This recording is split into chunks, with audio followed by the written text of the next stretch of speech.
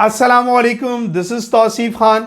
आज एक और आर्टिकल लेके आए हैं चैप्टर नंबर 7 ऑसिलेशंस में से 7.2 आर्टिकल, जिसका नाम है simple harmonic motion and uniform circular motion.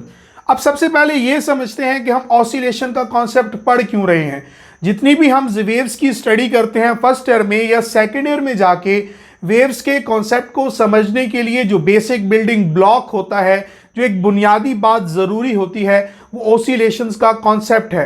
तो ऑसिलेशंस हम वेव की स्टडी के लिए पढ़ते हैं और यहाँ पे हमारे पास जो आर्टिकल है वो simple harmonic motion and uniform circular motion.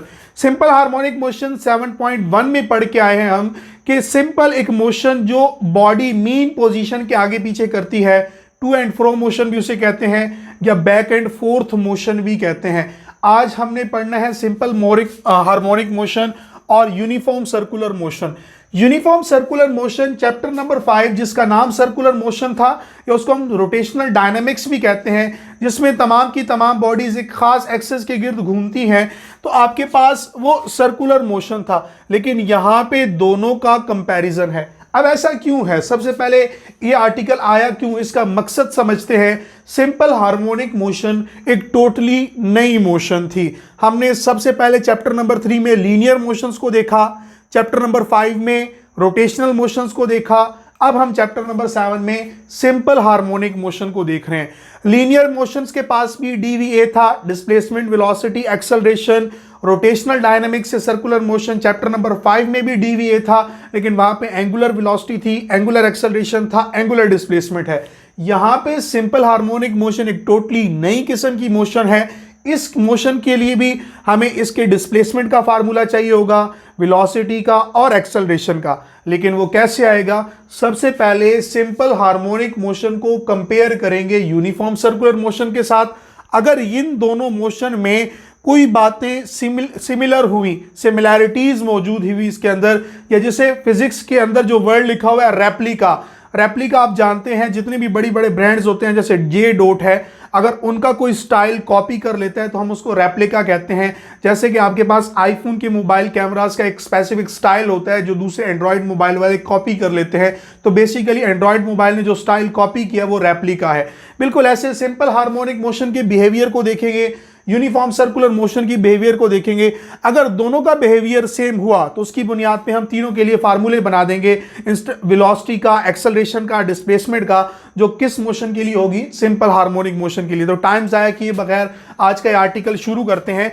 सबसे पहले, अगर मेरे पास एक फिक्स्ड एंड है, ऐसे कोई फिक्स स्पोर्ट है बेटा, उसके साथ हमने एक स्प्रिंग को अटैच किया हुआ है और उस स्प्रिंग के साथ एक हैवी मैस है जिसको हम मैस एम भी कह देते हैं, कैपिटल एम से उसको जाहिर कर देते हैं। और यहां पे हमारे पास एक पॉइंटर लगा ले, जैसे ये पॉइंटर है, बेसिकली एक 3D स्ट्रक्चर है जो कि हम 2 डायमेंशनल बोर्ड के ऊपर बनाने जा रहे हैं। तो आपने थोड़ा इसको इमेजिनेशन में भी करना है साथ के साथ थोड़ा, ताकि क्लियर रहे कि आपके पास एक स्प्रिंग है, स्प्रिंग के साथ एक नीचे मैस है, मैस के साथ एक मार्कर अटैच है। तो फर्ज करें यहां पे हमने एक पॉइंटर अटैच किया हुआ है जिसको हम पॉइंटर P1 भी कह देते हैं। पॉइंटर आपके पास है जिसको हम नाम देते हैं P1 का। अब हम यहाँ पे 3 पोजीशंस सेट करते हैं। आपके पास ये जो पोजीशन A है, उसके बाद पोजीशन B और उसके बाद पोजीशन C। ये आपके पास 3 पोजीशंस हैं। अब इस पोजीशन को हमने जो नाम दिया है वो पोजीशन A का है, ये आपके पास पोजीशन B है और ये आपके पास पोजीशन C है। अब ये जो आपके पास पोजीशन A है, इसको हम कहते हैं मीन पोजीशन। क्या कहते हैं इसको? M.P, mean position. अब इसके हिसाब से अगर पोजीशन B को देखें तो ये भी आपके पास एक्सट्रीम पोजीशन है, E.P। अब इसके हिसाब से अगर C को देखें तो वो भी आपके पास एक्सट्रीम पोजीशन है। ये एक्सट्रीम पोजीशन है और ये भी एक्सट्रीम पोजीशन है। दोनों में फर्क क्या है? ये आपके पास अपर एक्सट्रीम पोजीशन है और ये आपके पास लोअर एक्सट्रीम पोजीशन है। यहां पे लिखेंगे अपर एक्सट्रीम पोजीशन और ये आपके पास lower extreme position. Diagram figure most important है, इसलिए साथ के साथ लेबल करना लाजमी सीख लें और तमाम बच्चे बार बार प्रैक्टिस करें। मेरा बोर्ड थोड़ा सा छोटा है तो थोड़ा कंप्रोमाइजिंग रहेगा, लेकिन समझाएंगे इंशाल्लाह बहुत क्लियर आपको, हमारे साथ रहें। तो ये आपके पास 3 पोजीशंस क्लियर हो गई, मीन पोजीशन, एक्सट्रीम पोजीशन जो कि लोअर वाली है, और अपर आपके पास एक्सट्रीम पोजीशन है। फर्ज करें कि हम इस मैस स्प्रिंग सिस्टम को डिस्प्लेस कर देते हैं। फर्ज करें कैसे डिस्प्लेस करते हैं बेटा, ए से बी तक लेके जाएंगे तो स्प्रिंग थोड़ा कंप्रेस हो जाएगा। अब यहां से लेके ए से लेके बी तक जब जाएगा सिस्टम आपके पास, तो ये आपके पास मीन पोजीशन से एक्सट्रीम पोजीशन तक चला गया। तो जैसे जैसे ये मीन पोजीशन से दूर जा रहा था तो डिस्प्लेसमेंट एक्स कवर कर रहा था। जब यहां तक आपके पास ये पॉइंटर आ गया तो इसने जो डिस्प्लेसमेंट कवर किया हम उसको कहते हैं एक्स नॉट।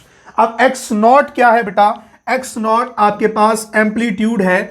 जब हम चैप्टर नंबर 7 पढ़ते हैं तो उसमें एक बात लाजमी देखिएगा कि जब जब हम एक्स नॉट की बात करते हैं तो एम्पलीट्यूड होता है, और सिर्फ एक्स की बात करते हैं तो इसका मतलब वो इंस्टेंटेनियस डिस्प्लेसमेंट हो सकता है, वो मैक्सिमम के थोड़ा पीछे रहता है। अब क्या होगा, यहां से रिलीज कर देंगे। रिलीज करने के बाद जब ये सिस्टम नीचे आएगा आपके पास, तो ये आपके पास अब लोअर एक्सट्रीम पोजीशन पे आ गया। तो यहां से लेके यहां तक भी एक्स नॉट था और यहां से लेके यहां तक भी एक्स नॉट था, तो ये आपके पास एम्पलीट्यूड है। अब हम जानते हैं कि एक चक्कर जब मुकम्मल हो जाता है तो हम उसको टाइम पीरियड कहते हैं।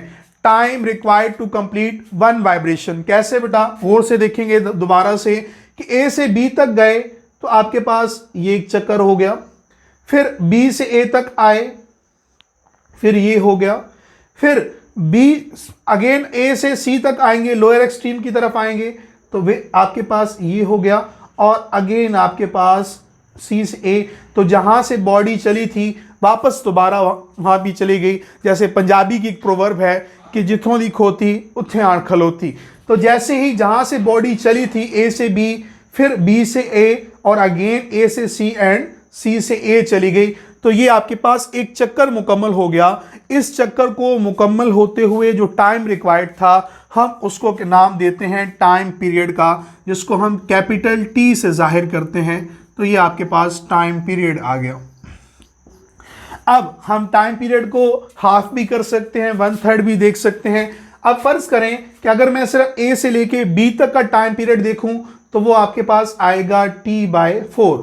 अब इसी तरह अगर इसका देखें तो ये भी आपके पास T/4 होगा, और अगर इसका देखें तो ये भी T/4, और ये आपके पास T/4।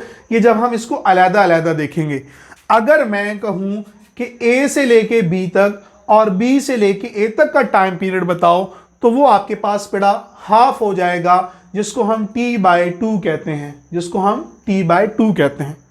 अगर आप मेरे से पूछें कि सर जी ए से लेके बी तक, बी से लेके सी तक, अगेन ए से लेके सी तक, इसका टाइम पीरियड क्या होगा, तो उसका टाइम पीरियड आपके पास होगा 3T/4। इसी तरह अगर मेरे से आप दोबारा पूछें कि सर जी ए से सी तक और अगेन जहां से बॉडी चली थी अगर वहीं पे वापस आ जाए तो मुकम्मल का टाइम पीरियड क्या होगा, तो वो आपके पास टी के बराबर होगा। इस तरह हम टाइम पीरियड को डिवीजन के साथ भी समझते हैं। ये आपके पास एक सिंपल हार्मोनिक मोशन थी, जिसमें हमने देखा था कि आपके पास ये जो पार्टिकल P1 है ये अपनी मीन पोजीशन के आगे पीछे रोटेट करता है। जब कोई बॉडी मीन पोजीशन या एक फिक्स्ड पोजीशन के आगे पीछे to and fro motion, back and forth motion perform करती है, ऐसी मोशन को हम कहते हैं सिंपल हार्मोनिक मोशन। अब आपने ये फिगर बनाने के बाद बोर्ड के पेपर में लिखना कैसे है, मैं यहाँ पे स्लाइड डाल दूंगा, आपने वहां से कॉपी कर लेना है। कॉपी कैसे करेंगे, सबसे पहले यही बातें कि हमारे पास एक वर्टिकल स्प्रिंग सिस्टम है जिसको हम VSS कहते हैं। वर्टिकल स्प्रिंग सिस्टम को हमने डिस्प्लेस कर दिया मीन पोजीशन से एक्सट्रीम पोजीशन तक, वहां पे लिखा हुआ आ रहा होगा तो आपने वहां से नोट कर लेना है। अब आपके पास एक्सट्रीम यहां से रिलीज कर देंगे। रिलीज करने के बाद क्या होगा, बॉडी आपके पास की जो वर्टिकल स्प्रिंग सिस्टम है ऑसिलेशन स्टार्ट कर देगी। अब ये जो ऑसिलेशंस के दौरान जितना भी प्रोसेस हमने देखा है टाइम पीरियड के बारे में, वो सारी बातें मैं यहाँ पे लिख दूंगा। तो फिगर के साथ साथ जो चीज़ें लिखने वाली हैं वो भी आपने साथ के साथ लिख लेनी है। और एंड पे जाके फ्रीक्वेंसी के बारे में वो बयान करता है। तो फ्रीक्वेंसी आपके पास अब पता है आपको कि F = 1/t reciprocal of time period होता है।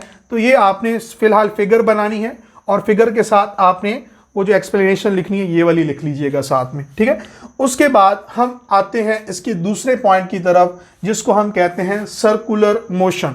अब सर्कुलर मोशन को स्टडी करते हैं तो उसके लिए ज़रूरी है कि हमारे पास यहाँ पे एक सर्कल का होना बड़ा ज़रूरी है बेटा। अब ये आपके पास एक सर्कल है, इस सर्कल का एक वर्टिकल डायामीटर होगा आपके पास, और जो वो वर्टिकल डायामीटर है उसको हम जाहिर करते हैं DE के साथ। ये इसका एक वर्टिकल डायामीटर है जिसको हम जाहिर करते हैं DE के साथ। अब ये इसका सर्कल का एक सेंटर है जिसको हम O कहते हैं, और ये आपके पास O से लेके O1 जिसको हम रेडियस भी कह देते हैं, या हम सर ऑसिलेशंस पढ़ रहे हैं तो इसका मैक्सिमम डिस्प्लेसमेंट जिसको हम x0 से जाहिर करेंगे। हमारे पास एक P पॉइंट है जिसको हम कहते हैं कि हमारे पास ये एक P पॉइंट यहाँ पे है। अब ये कोई भी P पॉइंट छोटा सा पार्टिकल हो सकता है जो एक सर्कल के अंदर मूव करता है। एक बात याद रखिएगा, यूनिफॉर्म आपको बता रहा है कि इसकी जो सरकमफेरेंस पर मूव करते हुए स्पीड होगी वो आपके पास कांस्टेंट स्पीड होगी। अब ये सारी बातें आपने एक साइड पे एक्सप्लेन कर देनी है। तो आपने लिखना क्या है, आपने सबसे पहले यहाँ पे लिखना है कि हमने एक कंसिडर अ सर्कल जिसका सेंटर पॉइंट O है, उसका वर्टिकल रेडियस DE है, उसका मैक्सिमम डिस्प्लेसमेंट जो है आपके पास वो x0 है, और हम उसमें एक पार्टिकल P1 मूव कर रहा है along the circumference of circle. तो अब इसके बारे में जितनी भी इंफॉर्मेशन है वो आपके सामने यहाँ पे लिखी हुई है कि इसके अंदर एक वर्टिकल डायमीटर है, वर्टिकल डायमीटर DE से जाहिर किया हुआ है। इसके सेंटर पे हमने इसको सेंटर को O का नाम दिया हुआ है, एक पार्टिकल P जो इसके सरकमफेरेंस पर मूव कर रहा है। लेकिन एक बात नोट कीजिएगा कि उसकी स्पीड जो है वो यूनिफॉर्म स्पीड है। आगे देखते हैं बेटा इसको। अब हम क्या करते हैं, अब हमने सिंपल हार्मोनिक मोशन को इसके साथ कंपेयर करवाना है। अब कंपेयर कैसे करेंगे बेटा, सबसे पहले प्रोजेक्शन वर्ड को समझ लेते हैं। प्रोजेक्शन कहते हैं साए को। मैं अब आपके सामने खड़ा हूं तो मेरा साया इस बोर्ड के ऊपर हल्का हल्का शायद आपको महसूस हो रहा हो, या सिंपल ये समझ लें कि अगर मैं यहाँ पे खड़ा हूं और मेरे इस साइड पे बहुत बड़ा बल्ब लगा दिया जाए तो मेरा साया इस दीवार पे बनेगा, तो ये मेरा प्रोजेक्शन कहलाएगा। प्रोजेक्शन बड़ा इंपॉर्टेंट है। हम पार्टिकल की मोशन को नहीं देखते बेटा, हम पार्टिकल के प्रोजेक्शन की मोशन को देखते हैं। ये बात आपने लाजमी देखनी है। अब होगा क्या बेटा, फर्ज करें कि इस साइड से बहुत बड़ा बल्ब लगाया हुआ है हमने, ये पार्टिकल P है। अब इस साइड से बल्ब लगा हुआ है बेटा, तो इसका जो प्रोजेक्शन बनेगा वो इस वर्टिकल डायमीटर के ऊपर बनेगा, और वो आपके पास फर्ज करें ये वाला है। अब थोड़ा सा पार्टिकल मूव करेगा यहाँ से लेके यहाँ तक, तो इसका जो आपके पास प्रोजेक्शन बनेगा वो यहाँ पे बनेगा। फिर और पार्टिकल मूव करेगा तो इसका प्रोजेक्शन यहाँ पे बनेगा। जाते जाते जब इस मुकाम पे आ जाएगा बेटा, तो प्रोजेक्शन वाला पॉइंट और जो पार्टिकल है दोनों सेम हो जाएंगे। तो जहाँ पे आपके पास प्रोजेक्शन बन रहा है वहीं पे पार्टिकल मौजूद है। बिल्कुल ऐसे ही जब 12 बजे का टाइम हो, सूरज आपके सर के ऊपर 90 डिग्री पे हो, तो आपका प्रोजेक्शन बिल्कुल आपकी बॉडी के नीचे बन रहा होता है। कुछ इस तरह का सीन है। अब क्या होगा बेटा, अब यहाँ से लेके पार्टिकल दोबारा आएगा यहाँ पे। फर्ज करें पार्टिकल यहाँ, अब की बार जो लाइट हमने लगाई हुई है इस साइड से लगाई हुई है, तो इसका प्रोजेक्शन अगेन उधर ही बनेगा वर्टिकल डायमीटर के ऊपर। अगेन आपके पास पार्टिकल यहाँ पे, तो इसका प्रोजेक्शन ये वाला है। पार्टिकल दोबारा नीचे आ गया तो इसका प्रोजेक्शन यहाँ पे है। अगेन दोबारा ये नीचे आएगा बेटा, तो आपके पास इसका प्रोजेक्शन यहाँ पे, फिर यहाँ पे, और ये वही पोजीशन होगी कि पार्टिकल और प्रोजेक्शन दोनों सेम पॉइंट में है।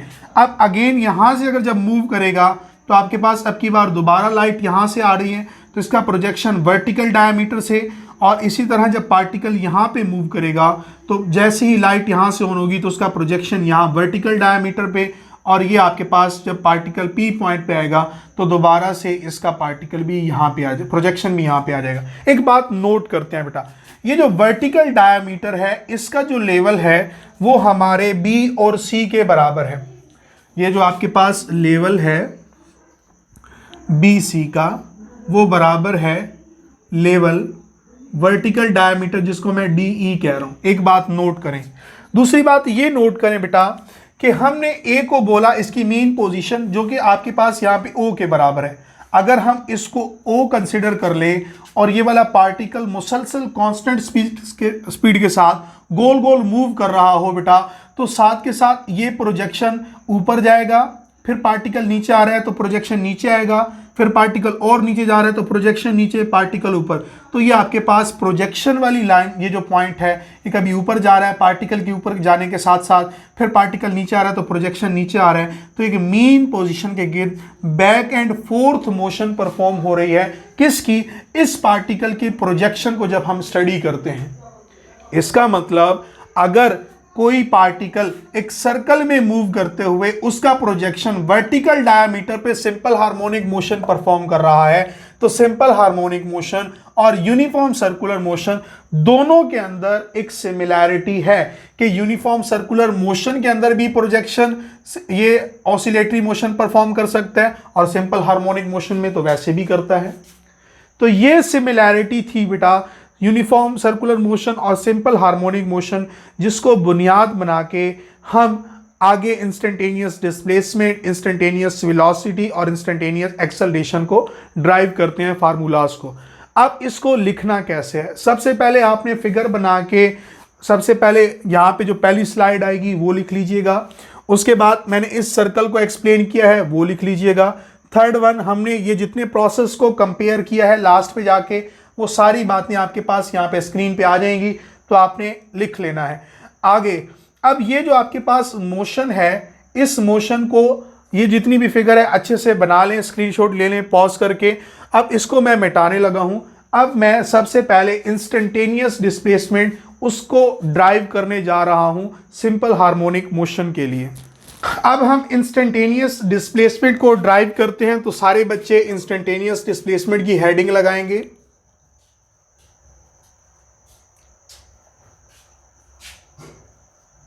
सिंपल हार्मोनिक मोशन के लिए ये फार्मूला हम बनाने जा रहे हैं बेटा।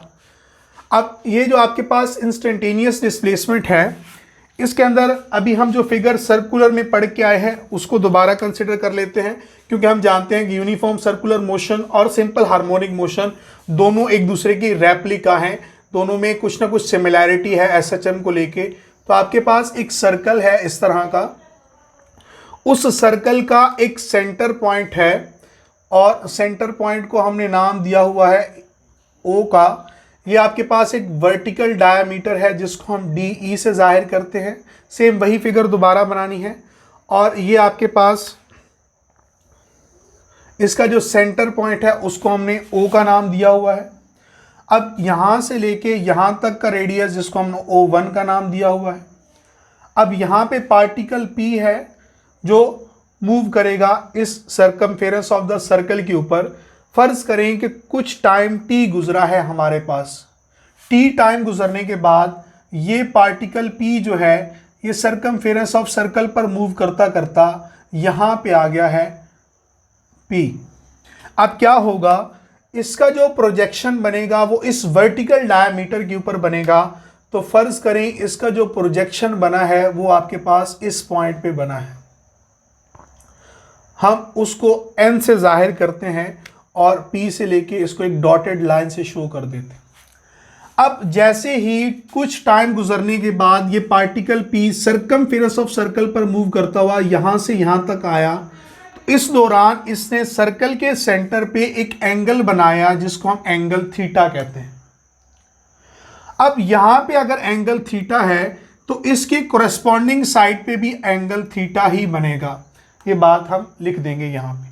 और जब आपके पास, और ये सारी की सारी फिगर है आपके पास, फिगर ए कह लें बी कह लें, जो भी आप इसका नाम रखना चाहें, और यहाँ से लेके यहाँ तक का जो डिस्प्लेसमेंट होगा ये आपके पास रेडियस हम उसको x0 कह देते हैं, जो इसका एम्पलीट्यूड होता है, मैक्सिमम डिस्प्लेसमेंट होता है। मीन पोजीशन से एक्सट्रीम पोजीशन भी आप कह सकते हैं।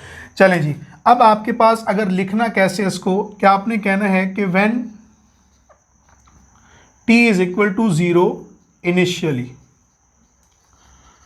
कि इनिशियली जब t आपके पास 0 था तो आपके पास ये जो पॉइंट P1 है ये आपके पास कर रहा था O1 में से,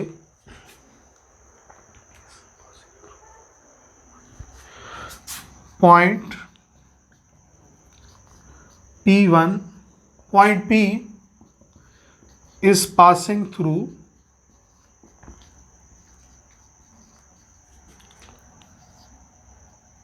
O1। अब ये जो आपके पास लाइन है O से लेके P तक, इसने एक एंगल थीटा बनाया। अब इसी बात को इंग्लिश में लिख लेते हैं कि ये जो आपके पास लाइन OP है, line OP swept an angle theta, और ये जो थीटा है ये आपके पास ओमेगा टी के बराबर होता है। ये प्रीवियस चैप्टर में आप पढ़ के आए हो, S is equal to V T. हम चूंकि रोटेशनल डायनामिक्स की बात कर रहे हैं, स्पीड टाइम फार्मूला, तो ये आपके पास लीनियर डिस्प्लेसमेंट है, इसकी जगह एंगुलर डिस्प्लेसमेंट तो थीटा आ जाएगा। v आपके पास लीनियर वेलोसिटी है तो इसकी जगह ओमेगा आ जाएगा एंगुलर वेलोसिटी, और t आपके पास एज इट इज रहेगा। तो ये आपने s is equal to V T से निकाला हुआ है, जिसको हम theta is equal to omega T कहते हैं। तो अब इसके बाद हमने आपके पास सेंटर से लेके O से लेके n तक का फासला, यो इसका पार्टिकल का प्रोजेक्शन बन रहा है, इसको हम x से जाहिर करते हैं, और ये आपके पास इंस्टेंटेनियस डिस्प्लेसमेंट होगा। तो हमारे पास इंस्टेंटेनियस डिस्प्लेसमेंट होगा वो हम कैसे निकालेंगे? द इंस्टेंटेनियस डिस्प्लेसमेंट,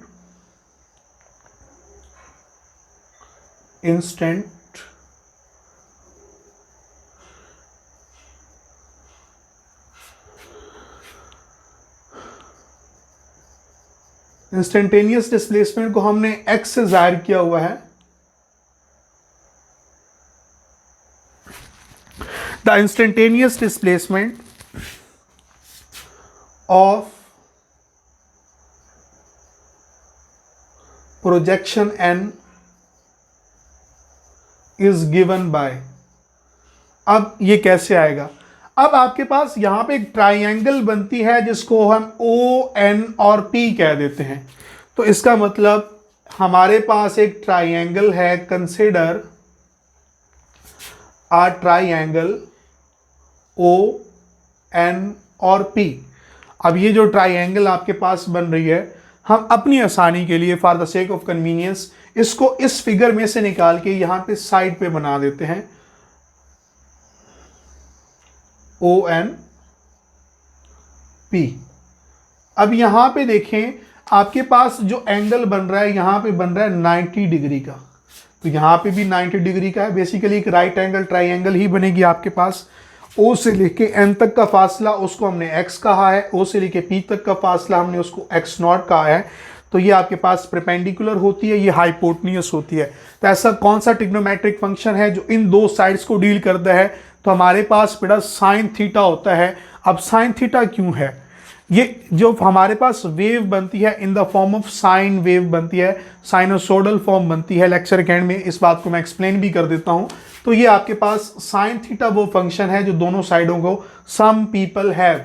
तो आपके पास सम पीपल हैव में एस से साइन थीटा, पीपल से परपेंडिकुलर और हैव से हाइपोटेन्यूस। तो ये दोनों बातें आपको मालूम होनी चाहिए। अब ये जो आपके पास साइन थीटा है, परपेंडिकुलर साइड आपके पास बराबर है ON के बराबर, और इसी तरह हाइपोटेन्यूस जो बराबर है OP, उसकी जगह OP लिख देते हैं। दोनों की वैल्यूज पुट कर देते हैं। ON आपके पास x के बराबर है और ये आपके पास OP बराबर है x0 के। तो ये कुछ ओवरऑल कुछ ऐसा बनेगा, साइन थीटा बराबर है x ओवर x0।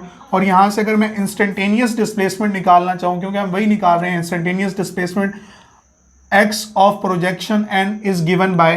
तो अगर हम x की वैल्यू निकालना चाहे जो कि इंस्टेंटेनियस डिस्प्लेसमेंट है, तो वो x0 यहाँ आके मल्टीप्लाई हो जाएगा और ये आपके पास x is equal to sine theta.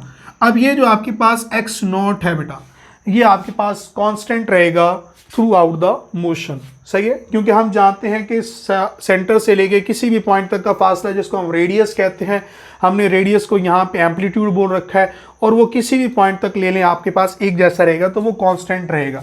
इसका मतलब अगर ये कांस्टेंट है, ये वाली टर्म आपके पास कांस्टेंट है, तो ये जो x है वो डायरेक्टली डिपेंड कर रहा है एंगल थीटा के ऊपर। अगर ये वाली टर्म आपके पास अनचेंजेबल है, चेंज नहीं हो रही, कांस्टेंट है, तो ये जो आपके पास इंस्टेंटेनियस डिस्प्लेसमेंट है ये डिपेंड कर रहा है एंगल थीटा के ऊपर। अब ये कैसे डिपेंड कर रहा है, और वो बात जो मैंने कही थी कि साइन थीटा ही क्यों है, और वो बात जो मैंने कही थी कि साइनोसोडल फॉर्म है, इस बात को मैं आप बताने जा रहा हूँ। तो ये वाली आपने चीज़ें एक दफ़ा नोट कर लें पॉज करके। अब इसको मैं मिटाने जा रहा हूँ।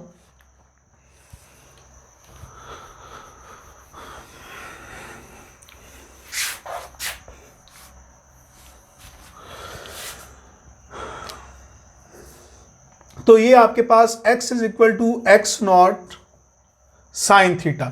अब ये जो आपके पास थीटा है, अगर आपके पास ये 0 डिग्री हो, थीटा आपके पास 0 डिग्री हो, तो वैल्यूज पुट कर देते हैं। x is equal to X naught sine 0 0, तो x की वैल्यू आपके पास आ जाएगी 0 के बराबर। अगर थीटा आपके पास बराबर हो 90 डिग्री के, तो यहाँ पे वैल्यूज पुट कर देते हैं। x नॉट साइन 90, साइन 91 के बराबर होता है, तो आ जाएगा x not, instantaneous displacement x not के बराबर है। अब थीटा आपके पास आ जाएगा 180 डिग्री, तो अगर मैं x नॉट और साइन 180 निकालूं तो वो 0 होता है, तो सारी टर्म 0 कर देगा, तो ये आपके पास x बराबर है 0। अगेन मैं अगर थीटा को 270 डिग्री कर दूं, तो अब की बार x नॉट आप कैलकुलेटर से साथ के साथ निकाल भी सकते हैं, जो मेडिकल वाले बच्चे हैं। 270 माइनस 1 के बराबर है, तो ये माइनस एक्स नॉट के बराबर आ जाएगा, ये x नॉट। और उसके बाद अगर मैं थीटा को 360 डिग्री कर दूं, अब अगर मैं इसको एक्सप्लेन करना चाहूं, तो x नॉट साइन 360, तो 360 अगेन 0 हो जाता है, तो ये टर्म आपके पास 0। अब एक बात नोट करें, अब पहले आपके पास मिनिमम वैल्यू, फिर मैक्सिमम, फिर मिनिमम, फिर मैक्सिमम, फिर मिनिमम और फिर मैक्सिमम आएगी अगर आप इसको मजीद लेके जाएंगे। अब ऐसा क्यों है? अब थंबनेल के ऊपर आपको जो स्ट्रक्चर नज़र आ रही, जो फिगर नज़र आ रही है, उस फिगर में ग्राफ भी बना हुआ है। अब चूंकि मैंने पहले वाली मिटा दी है, तो मैं आपको थोड़ा सा आइडिया दे देता हूं, वरना आपने फिगर वही फॉलो करनी है जो हमने पहले डिटेल के साथ की है। साथ में इस चीज़ का इजाफा कर दीजिएगा कि आपके पास था एक सिंपल सा मैश स्प्रिंग सिस्टम, उसके साथ एक स्प्रिंग अटैच है, साथ में एक मैश और उसके साथ एक पॉइंटर। यहाँ पे आपके पास 3 पॉइंट्स थे, सही है, जिसको हम A, B और C कहते हैं। जब मैंने इसको डिस्प्लेस कर दिया A से लेके B तक, अब उसके बाद मैंने उसको छोड़ दिया, तो इसने ऑसिलेशन शुरू कर दी। मेन पोजीशन पे इसकी जो डिस्प्लेसमेंट की वैल्यू थी, x की वैल्यू, वो 0 थी। अब जैसे ऊपर जाएगी तो 1 2 3, जैसे यहाँ पे आ गई तो मैक्सिमम हो गई। अब पहली थी x की वैल्यू 0, उसके बाद x not mean extreme position पे मैक्सिमम हो गई, उसके बाद दोबारा नीचे ये मीन पोजीशन से गुजर कर नीचे दोबारा जाएगा, तो जब दोबारा नीचे आया तो दोबारा 0 हो गई। अब यहाँ पे आने के बाद दोबारा नीचे आएगा तो फिर मैक्सिमम। मैं इसको आपको तीर के निशान से समझाता हूँ कि बॉडी पहले 0 पे थी, 0 पे हमने इसको डिस्प्लेस कर दिया A से B तक एक्सट्रीम पे, तो x नॉट की वैल्यू एक्सट्रीम पोजीशन। फिर यहाँ से जब रिलीज किया तो ये नीचे दोबारा आ गई, तो मेन पोजीशन पे दोबारा वैल्यू 0 हो गई। अब दोबारा 0 हो गई तो यहाँ से फिर A से C की तरफ भागेगा, दोबारा एक्सट्रीम पोजीशन पे, तो अब की बार x नॉट आएगा, लेकिन माइनस क्या बता रहा है कि डायरेक्शन टोटली ऑपोजिट हो चुकी है, जिसको हमने लोअर एक्सट्रीम पोजीशन कहा था। अगेन आपके पास यहाँ से जाके वापस जाएगा A के ऊपर, तो x अगेन 0, फिर आगे जाएगा तो x नॉट पॉजिटिव, फिर आगे जाएगा तो 0 हो जाएगा, फिर आगे जाके तो माइनस एक्स नॉट। तो ये मोशन ऐसी ही चलती रहेगी। अब इसको हमने साइनोसोडल फॉर्म क्यों कहा बेटा?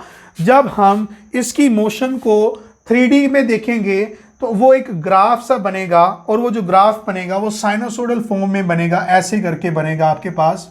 और आपने बनाना भी है कि जब आपके पास बॉडी यहाँ पे थी तो यहाँ पे 0 डिग्री, जब आपके पास ये पार्टिकल यहाँ पे आ गया तो यहाँ पे आपके पास 90 डिग्री, फिर यहाँ पे आ गया तो 180 डिग्री, फिर यहाँ पे आ गया तो 270, और फिर यहाँ पे आ गया तो 360 डिग्री। मैं किस पार्टिकल की बात कर रहा हूँ? वो पार्टिकल जो आपके पास सर्कल के अंदर मूव कर रहा है, P पॉइंट पार्टिकल, जो आपके पास यहाँ से मूव करता करता यहाँ पे आ गया था, तो यहाँ पे जो आप एंगल बना रहा है वो 90 डिग्री का बना रहा है, तो ये वाला 90 मैक्सिमम पे चला गया। अब दोबारा यहाँ पे आएगा तो दोबारा मीन पोजीशन पे आ गया है, ये आपके पास 180 डिग्री है, तो ये देखें मीन पोजीशन पे दोबारा आ गया। अब यहाँ से दोबारा जाएगा तो अब की बार दोबारा एक्सट्रीम पोजीशन पे चला गया है, लेकिन अब की बार डायरेक्शन और टोटली ऑपोजिट है। तो ये देखिए आप नीचे लोअर एक्सट्रीम पोजीशन पे चला गया। और अगेन जब पार्टिकल P इस साइड पे आएगा तो 360 डिग्री मुकम्मल हो जाएगा, अगेन मीन पोजीशन पे आ गया तो 360 पर भी दोबारा मीन पोजीशन पे आ गया। तो यही वजह थी जिसको हम साइन फंक्शन से कर रहे थे, इंस्टेंटेनियस डिस्प्लेसमेंट। उम्मीद करता हूँ कि ये लेक्चर आपको बहुत अच्छे से समझ में आया होगा। बेटा फिगर मोस्ट इंपॉर्टेंट है, फिगर लाजमी बनाइएगा, लाजमी लेबल कीजिएगा। लेबल करने का मतलब कि ये आपके पास मीन पोजीशन है, lower position, extreme position, time period, amplitude, T/4, ये सारी चीज़ें आपको डिटेल से बतानी होती हैं। लेबल करने का मकसद ये होता है। इस उम्मीद वास्ते के साथ कि मैं, आप और ये मुल्क पाकिस्तान खूब तरक्की करे, अगली वीडियो तक के लिए इजाज़त दीजिए। अल्लाह हाफिज़।